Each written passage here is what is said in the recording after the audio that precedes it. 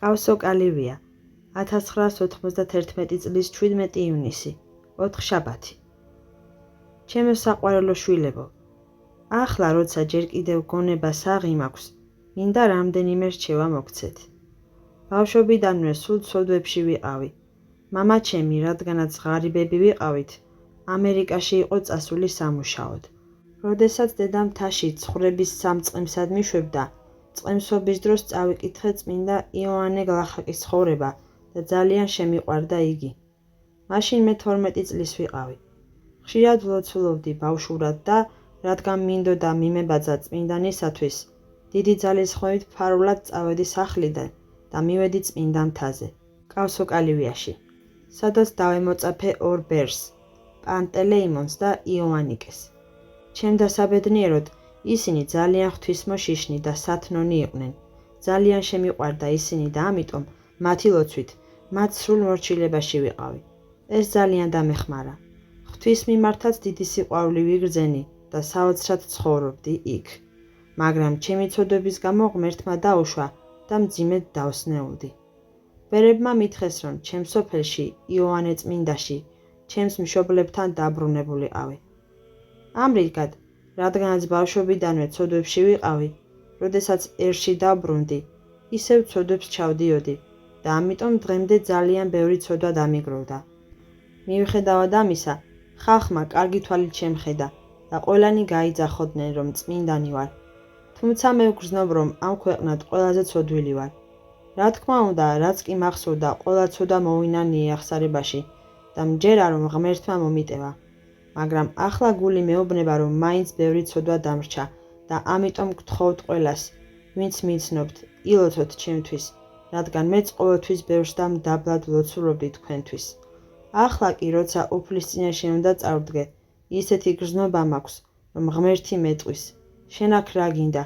მე მხოლოდ ერთი რამის თქმა შემიძლია. უფალო, მე არ ვარ აქ ყოფნის ღირსი, მაგრამ და ისე მოხდეს, რასაც შენი სიყვარული ინებებს. ამის შემდეგ არ ვიცი რა მოხდება, თუმცა დიდი სურვილი მაქვს, რომ ღვთის სიყვარულმა გადაწონოს. ყოველთვის ვლოცულობ, რომ ჩემმა სულიერმა შვილებმა შეიყვარონ უფალი, რომელიც ყველაფერზე აღმატებულია, რათა მის მიწიერ შეუქმნელ ეკლესიაში შესვლის ღირსი გაგხადოს, რადგან აქედანვე უნდა დავიწყოთ. მე მუდამ ვცდილობდი მელოცა და მეკითხა საღვთისმსახურო წიგნები, წმინდა წერილი და წმინდანთა ცხოვრებები და გისურვებთ, რომ თქვენც ასევე მოიქცეთ. ყველას გთხოვთ, მომიტევთ თუ რამე გაწყენინეთ. მღვდელმონაზონი პორფირი, კავსოკალივია 1991 წლის 17 ივნისი, ოთხშაბათი. ნაწილი მეორე, სიტყვანი. ეკლესიის შესახებ. შევდივართ რა შეუქმნელ ეკლესიაში, მივიდივართ ქრისტესთან, შევდივართ შეუქმნელში. დიდარს ღვთისმსახურებისა საიდუმლოი. ეკლესია არის დაუსაბამო, დაუსრულებელი, მარადიული, ისე როგორც მისი დამაარსებელი, სამპიროვანი ღმერთი არის დაუსაბამო, დაუსრულებელი და მარადიული. ეკლესია არის შეუქმნელი, ისევე როგორც ღმერთი არის შეუქმნელი. არსებობდა საუკუნეების წინ, ანგელოზებისა და სამყაროს შექმნამდე, უწინარეს სოფლის დაბადებისა. ამბობს პავლე მოციქული. ეკლესია არის ღვთისაგან დაფუძნებული და მასში დამკვიდრებულ არს ყოველივე სავსებაი ღვთაებისაი. ეს არის ღვთის მრავალგვარი სიბრძნის გამოხატულება, საიდუმლოთა საიდუმლო. უხილავი იყო და გამოგვიჟდა უკანასკნელთა ამად ჟამთა. ეკლესია რჩება შეურყეველი, იმიტომ რომ დაფუძნებულია ღვთის სიყვარულსა და მის სიბრძნით განგებულებაზე. მარადიულ ეკლესიას წარმოადგენს წმინდა სამების სამი პირი, სამპიროვანი ღმერთის განზრახვასა და სიყვარულში თავიდანვე იყვნენ ანგელოზები და ადამიანები. ჩვენ ადამიანები არ დავბადებულ ვართ ახლა, ღვთის ყოვლისცოდნეობაში ვარსებობდით საუკუნეების წინ. ღვთის სიყვარულმა ჩვენ მის ხატად და მსგავსად შეგვქმნა, გაგვაერთიანა ეკლესიაში, მიუხედავად იმისა, რომ იცოდა ჩვენი განდგომა. ყველაფერი მოგვანიჭა, რომ ჩვენც მადლით და უსასყიდლოდ ღმრთაებად გავეხადეთ. მიუხედავად ამისა, მოვიხმარეთ რა ბოროტად ჩვენი თავისუფლება, დავკარგეთ თავდაპირველი სიკეთე, თავდაპირველი სიმართლე და ჩამოშორდით ეკლესიას. ეკლესიის მიღმა შორს წმინდასამებისაგან ჩვენ დავკარგეთ სამოთხე, დავკარგეთ ყველაფერი. ხოლო ეკლესიის მიღმა არ არსებობს ცხონება და არც ცხოვრება. ამიტომ მამა ღმერთის მოწყალე გულმა არ დაგვტოვა თავისი სიყვარულის გარეშე. ისევ გააღო ჩვენთვის სამოთხის ბჭენი უკანასკნელთა ჟამთა და გამოგვიჩნდა ხორცითა. ხოლო ჩობილი ძეხვთისას საღვთო განკაცებით ადამიანებს ისევ განეცხადა ღვთის პირველ საუკუნო განზრახვა ადამიანთა ცხონების შესახებ. პავლე მოციქული ტიმოთეს მიმართ ეპისტოლეში ამბობს: დაახსარებულად დიდარს ღმრთის მსახურებისა საიდუმლოი. ღმერთი გამოჩნდა ხორცითა და გამმართლდა სულითა, ეჩვენა ანგელოზთა, იქადაგა წარმართთა შორის, რწმენა სოფელსა და ამაღლდა დიდებითა. პავლე მოციქულის სიტყვები ღრმა აზროვანია, ეს საღვთო, ზეციური სიტყვებია. ღმერთმა თავისი უსაზღვრო სიყვარულით ქრისტეს პიროვნებაში ისევ შეგვაერთა თავის ეკლესიას. შევდივართ რა შეუქმნელ ეკლესიაში, მივდივართ ქრისტესთან. შევდივართ შეუქმნელში. ანუ ჩვენ მორწმუნენი, მოწოდებულნი ვართ გავხდეთ შეუქმნელნი მადლით, გავხდეთ მონაწილენი ღვთის საღვთო ენერგიებისა, შევიდეთ ღვთაების საიდუმლოში, გადავლახოთ ჩვენი საერო აზროვნება, მოვაკვდინოთ ჩვენში ძველი იგი კაცი და გავხდეთ ღვთაებრივნი. როცა ეკლესიაში ვცხოვრობთ ქრისტეში. ეს ძალიან ფაქიზი საკითხია, ამას ჩვენ ვერ ჩავწვდებით, ხოლო სული წმინდას შეუძლია ჩვენთვის ამის სწავლება. ეკლესიაში ყველანი ერთნი ვართ და ქრისტე არის თავი. ეკლესიის თავი ქრისტეა, ხოლო სხეული ჩვენ, ადამიანები, ქრისტიანები. იგი არის თავი გვამისა მის ეკლესიისაი, ამბობს პავლე მოციქული. ეკლესია და ქრისტე ერთია. სხეულს არ შეუძლია იარსებობს თავის გარეშე. ეკლესიის სხეული იკვებება, განიწმინდება და ცხოვრობს ქრისტეთი. ის არის უფალი, ყოვლადძლიერი, ყოვლის მცოდნე, ყოველგამყოფი და ყოველივეს აღმავსებელი. ჩვენი საყრდენი, ჩვენი მეგობარი, ჩვენი ძმა, სვეტი და სიმტკიცე ეკლესიისა. ის არის ანი და ჰოე, დასაბამი და დასასრული, საფუძველი. ის არის ყველაფერი. ქრისტეს გარეშე ეკლესია არ არსებობს. სიძე ქრისტეა და ზალი თითოეული სული. ქრისტემ ეკლესიის სხეული შეაერთა ზეცასა და დედამიწას, ანგელოზებს, ადამიანებს და ღვთის ყველა ქმნილებას, ცხოველებს, ფრინველებს, მინდვრის პატარა ყვავილებს, თითოეულ პატარა მწერს. ამრიგად ეკლესია გახდა აღსავსებაი იგი, რომელმან ყოველივე ყოველსაშინა აღავსო, ესე იგი ქრისტე.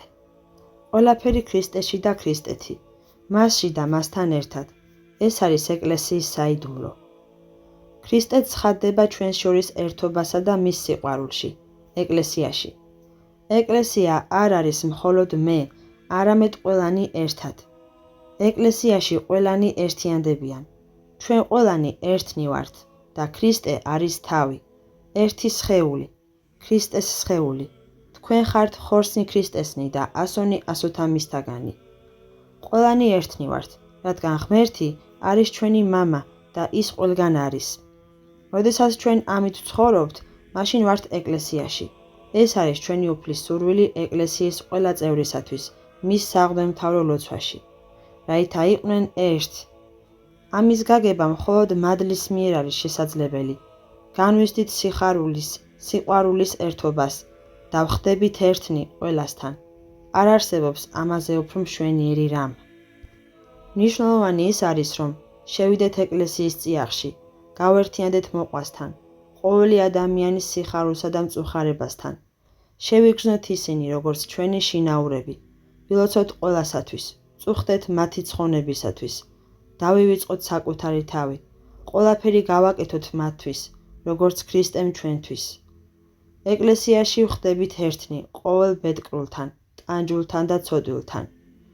არავის არ უნდა სურდეს მხოლოდ საკუთარი თავის ცხონება, სხვათა ცხონების გარეშე. შესდომაა, როდესაც მავანი ლოცულობს საკუთარი თავისთვის, რომ მხოლოდ თავად ცხონდეს. უნდა გვიყვარდეს და ლოცულობდეთ სხვებისთვის, რომ არავინ წარწმდეს, რომ ყველანი ეკლესიის წევრები გახდნენ. აი რა არის ფასეული. და როდესაც ვინმე ტოვებს სოფელს და მიდის მონასტერში ან უდაბნოში, ეს სურვილი უნდა ამოძრავებდეს. როდესაც საკუთარ თავს სხვებისაგან გამოვყოფთ, არ ვართ ქრისტიანები. ჭეშმარიტი ქრისტიანები მაშინ ვართ, როდესაც გვაქვს ღრმა განცდა იმისა, რომ სიყვარულის მუდმივი კავშირით ქრისტეს მისტიური სხეულის, ეკლესიის წევრები ვართ. როდესაც ვცხოვრობთ ქრისტეს მიერ ერთობაში, ანუ როცა ვცხოვრობთ ერთმანეთთან ერთობაში ქრისტეს ეკლესიაში ერთობის განცდით. ამიტომ ლოცულობს ქრისტე მამის მიმართ შემდეგი სიტყვებით, რაითა იყვნენ ერთ. ამბობს ამ სიტყვებს, ისევ იმეორებს და მოციქულებიც ყველგან ხაზს უსვამენ ამას. ეს არის ეკლესიის უდიდესი სიღრმე, უდიდესი მნიშვნელობა.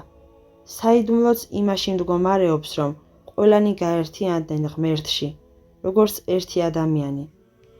არ არსებობს სხვა ასეთი სარწმუნოება.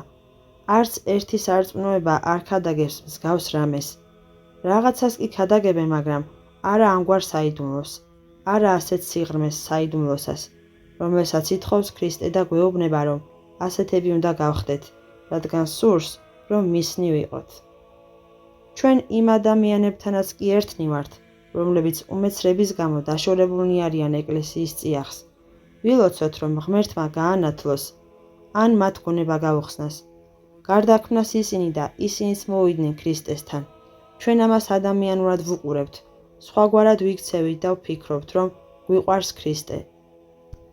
ხოლო ქრისტე, რომელიც წვიმს მართალთა ზედადაც სრუთა, გვეუბნება, გიყვარდეთ მტერნი თქვენი. ვილოცოთ, რომ ყველანი ერთად ვიყოთ ღმერთთან ერთად. როდესაც ჩვენ ამას საკუთარ თავზე გამოვსდით, გვექნება შესაბამისი ნაყოფიც, ერთმანეთი გვეყვარება და გვექნება ერთობა. ღვთის ადამიანებისთვის არ არსებობს მანძილი, თუნდაც კილომეტრებით იყვნენ დაშორებულნი. სადაც არ უნდა ვიმყოფებოდეთ, ყველანი ერთად ვართ. რაოდენ შორსაც არ უნდა იყოს ჩვენი მოყვასი, გვერდით უნდა დავუდგეთ. ზოგიერთნი ტელეფონით მირეკავენ ერთ-ერთი შტატიდან, რომელიც ინდოეთის ოკეანის სანაპიროებზე მდებარეობს. დერბანი ეწოდება, თუ სწორად ვამბობ, სამხრეთ აფრიკაშია, იოჰანესბურგიდან 2 საათის მანძილზე. ამ დღეებში აქ იყვნენ ჩამოსულები, რომ ერთ ავადმყოფს ინგლისში გაჰყოლოდნენ და ჩემთან შემოიარეს, რათა იმ ავადმყოფისთვის ლოცვა წამეკითხა. გული ამიჩუყდა. როდესაც ქრისტე გვაერთიანებს, მანძილი არ არსებობს. როცა ამ ქვეყნიდან წავალ, ეს უკეთესი იქნება, უფრო ახლოს ვიქნები თქვენთან.